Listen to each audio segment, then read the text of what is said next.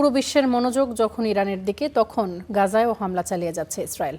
বুধবার উপত্যকার পশ্চিমে একটি বাজারে ক্ষেপণাস্ত্র হামলা চালায় দখলদাররা। এতে নিহত হন এক ফিলিস্তিনি ব্যবসায়ী, আহত হয়েছেন আরও অনেকে।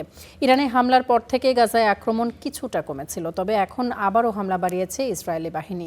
যুদ্ধবিরতি লঙ্ঘন করে কয়েকদিনে হত্যা করেছে বেশ কয়েকজন ফিলিস্তিনিকে। গত বছরের 10 অক্টোবর মার্কিন প্রেসিডেন্ট ডোনাল্ড ট্রাম্পের প্রস্তাবিত 20 দফা শান্তি প্রস্তাবের ভিত্তিতে যুদ্ধবিরতি কার্যকর হলেও বারবার তা লঙ্ঘন করে গাজা জুড়ে হামলা চালিয়ে যাচ্ছে ইসরায়েলি বাহিনী।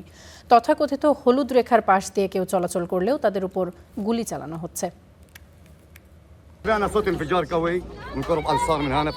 আমরা ক্যাম্পের আনসার এলাকার কাছে বিকট শব্দে বিস্ফোরণ শুনতে পাই। আমার ছেলে আমাকে ফোন করেছিল। সে সময় দোকানদার বলছিল, আমাদের বাঁচান। আমি ভেবেছিলাম কোনো সমস্যা হয়েছে। আমরা এসে দেখি লোকজন দৌড়াচ্ছে। আমার ছেলের মাথায় আঘাত লেগেছে।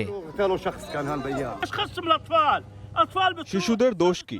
শিশুরা মারা গেছে, নারী ও বৃদ্ধরা মরছে।